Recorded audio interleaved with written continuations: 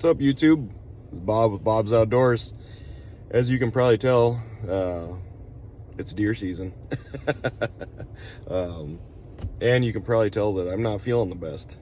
Just got a cold, I think. But anyway, sitting up here in the truck today.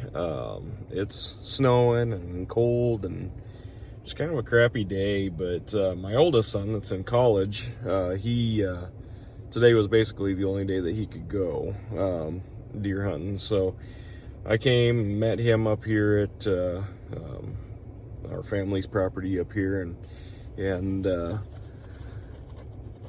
took him out to his stand, and he's sitting at his stand, and my father-in-law's actually in his truck down on the other end of the property, just because it's 23 degrees right now, and snowing, and the wind's blowing, and it's kind of miserable. But anyway, just thought I'd give you guys a little glimpse of what I'm looking at here. I am actually up on what we call Norman's Hill, and that's on our property. It's the tallest hill that you can drive to, I guess,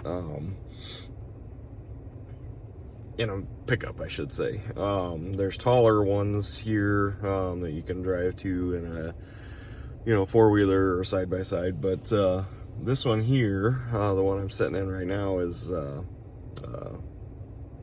pretty tall. There's kind of, well, I'll just show you guys here.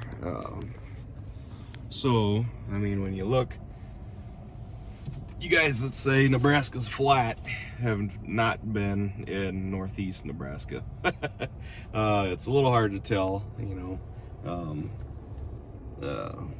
through the camera, but this is definitely not flat. Yeah, it's pretty neat country up in here.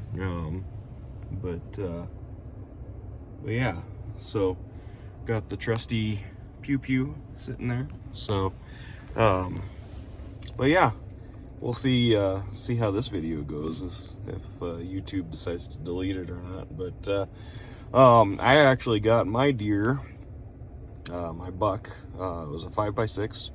I was plumb happy with him. It was kind of funny because I last Saturday morning I went out to my stand, excuse me, and was sitting there, and I heard my brother-in-law shoot up over the hill, which sounds like it's not very far away, but it's quite a ways away.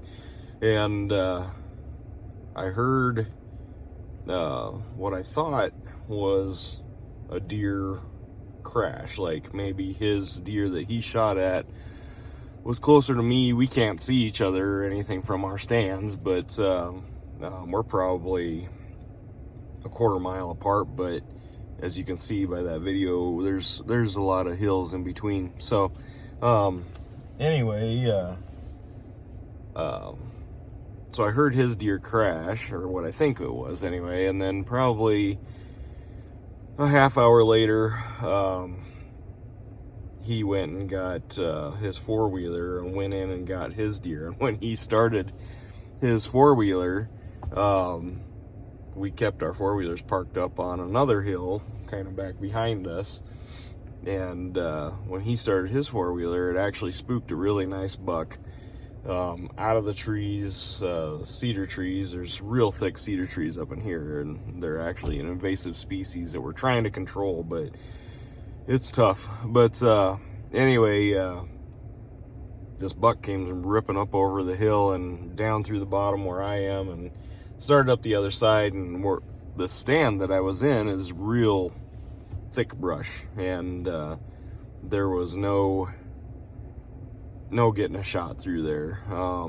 So I was kind of disgusted, and decided, well, the heck with it, and I actually got down out of the stand pretty early because I knew my brother-in-law had that deer down over there. So I went and helped him, and we got his deer back and cleaned and hung and all that. And then, I don't know, we ate some lunch, and I went out about 1 o'clock, and I just thought, you know what, I'm going to take take a lawn chair and set it up on the side of one of these ravines that's down through here, and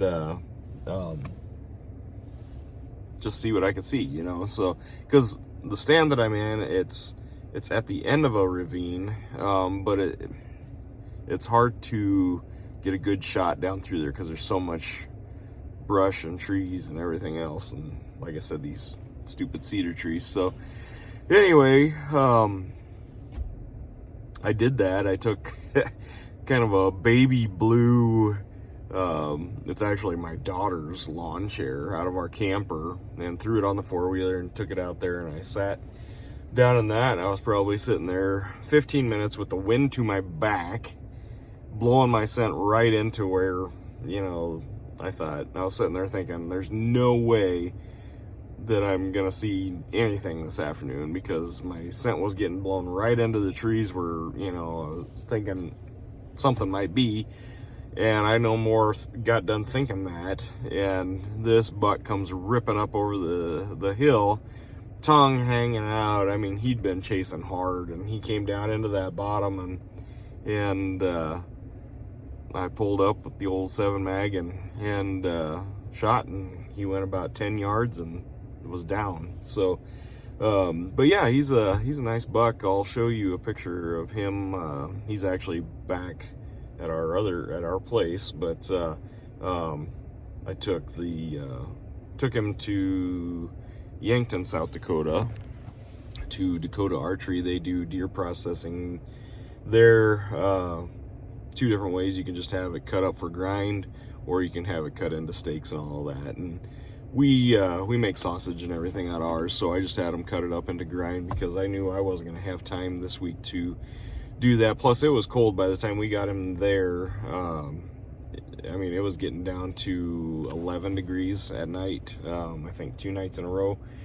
So he was froze solid, and you guys have seen the shed. It's not ready, you know, to thaw out a deer in. So anyway, just worked better. I did that. And then yesterday I worked around the house, got a few things done, and then got up early this morning and met my son up here and my father-in-law, and those 2 guys are hunting. I still have a bonus doe tag that I could fill if the right one comes along, and my son's got a either sex permit with a bonus doe tag too, and I think my father-in-law has a landowner's permit with the bonus doe tag. So I mean, there's a potential we could get quite a few deer yet. My other son, he's still in high school. He was with me this weekend. He did get a shot at a buck, but sorry, still watching for does, but he did get a shot at a buck, but it was a long shot, and he admitted that he had some buck fever. He was shaking pretty good, and I think he shot under him. But anyway, so my brother-in-law and I so far are the only ones that have filled our tags up here, and my brother-in-law got a nice, I believe it's a big or a decent 4x4. Not, I wouldn't say small, I would say, you know, medium size. So so yeah, that's kind of where we're at so far. But yeah, it's beautiful out here, and like I say, you know, yeah, if you stay down along the interstate down south, I mean, there's not much to see, you know, especially going out west in Nebraska. But you get out in the northeast part of the state, there it's hills and trees and, you know, all of that. So anyway, just giving you, I guess, a little lowdown on what we're dealing with here, and we'll give you an update if anything big happens. All right, we'll catch you guys later.